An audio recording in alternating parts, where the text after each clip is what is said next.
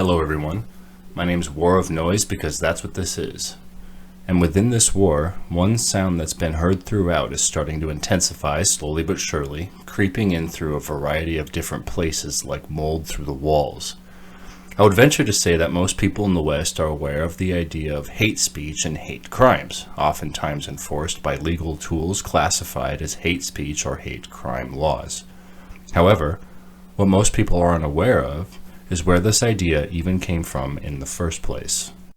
First off, what I find vaguely familiar with the word hate and this application to the legal systems of society is also the word terror, like the war on terror, and concurrently, at least in this vein of overall application, the war on drugs as well. Have either of these successfully stopped or even stymied the presence of terror or drugs in the world? Or has it become clearer over time that these vague one-size-fits-all semantic political mechanisms have instead been utilized as a means of furthering governmental power and control? The war on terror created the Patriot Act, which, along with technically fighting terror, also expanded the ability of the government to use private institutions to track, monitor, catalog, and archive things said and done on part of citizens.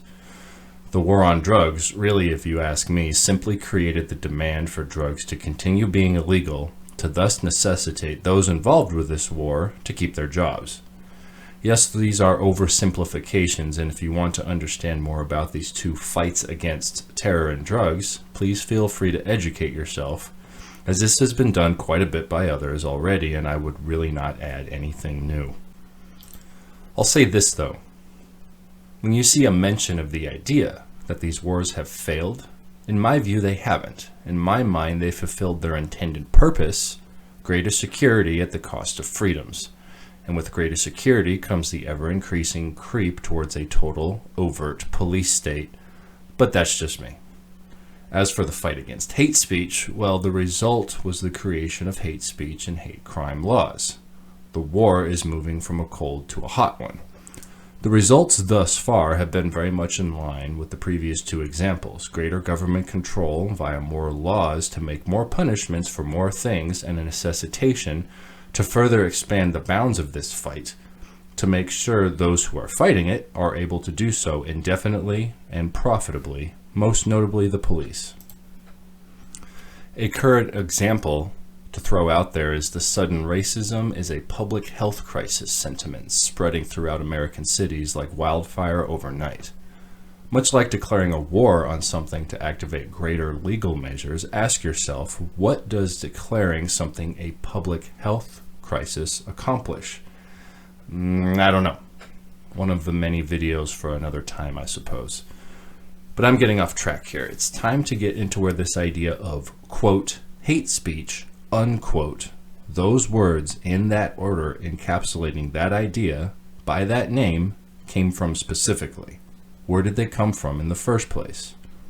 First off, we need to go over what the Universal Declaration of Human Rights is. Drafted in the third session of the United Nations on December 10, 1948, the UDHR was a non-binding set of guidelines for member states of the United Nations to go by when approaching the issue of human rights, a relatively new concept at that time on the world stage. Meant only as a set of suggested guidelines, the UDHR was a primer for what would eventually come along later in 1966, the International Covenant on Civil and Political Rights, a part of the International Bill of Human Rights. The cause of the UDHR was based off of the Four Freedoms war doctrine adopted by the Allied forces in World War II.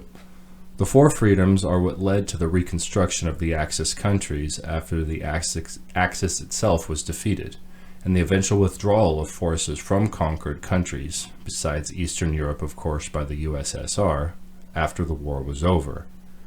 This was to avoid another Germany. In other words, the progression of the German Empire in World War I, then the Weimar Republic after their defeat, which was relentlessly punished by the world for what happened in World War I, then into the really pissed off, highly motivated, and incredibly evil Nazi Germany of World War II.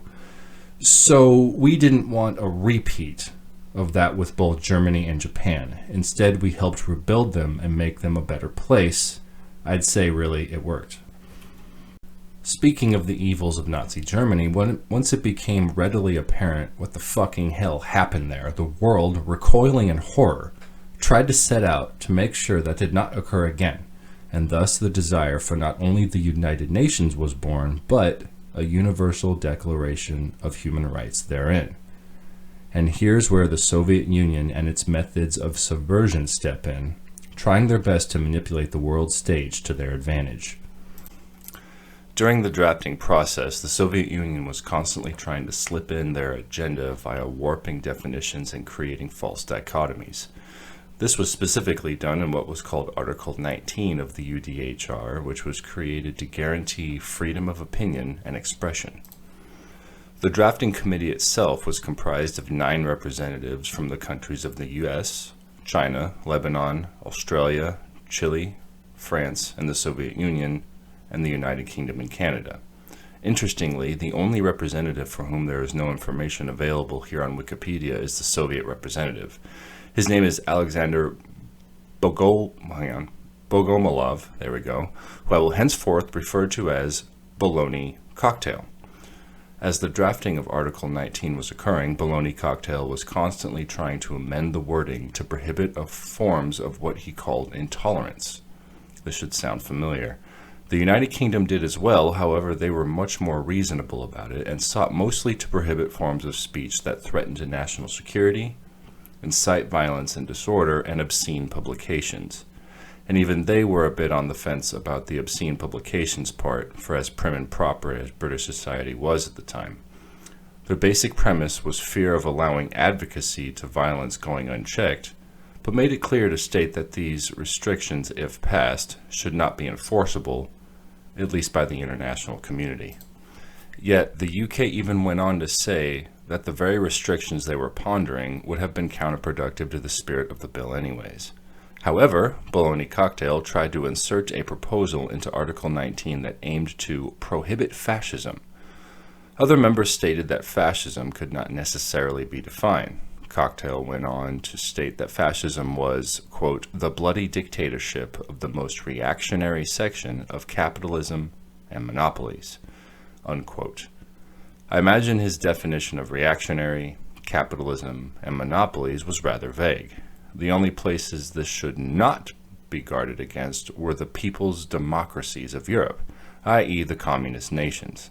So it was observed that this was not just aimed at Nazism, but ultimately against agitation in favor of capitalism and liberal democracy, and in all likelihood against any other political ideology than the supposed real democracy of communism. What this would have done was defined anything that was not communism as fascism. Sound familiar? And made it so that anyone who criticized the critics of fascism was guilty of intolerance or inciting violence or whatever. This would have made it so that communism could be debated all day, sure, but any debate against fascism, otherwise known as anything other than communism, was not allowed. This would have permitted those who criticized not communism to say whatever the fuck they wanted, made up whatever they could imagine, and slander whoever they chose, and could not be criticized in return. As such, over time, the less attractive side of this forced dichotomy, that is to say, the only choices being fascism or communism, would have turned out to be fascism, therefore creating an artificial preference for communism. Quite cunning if you ask me, and no one ever said the Soviets were stupid. Luckily, this didn't pass then at the United Nations, but seeing how these redefinitions and the mentality of thou shalt not criticize me have proliferated in the modern Western political arena, I'd say the efforts of Marxism to get this frame of mind popularized have actually succeeded. And I'm going to call this video for now, as I've droned on for too long here, to be continued with a rough outline about the modern application of all this crap. So, as usual, until then, tune out next time.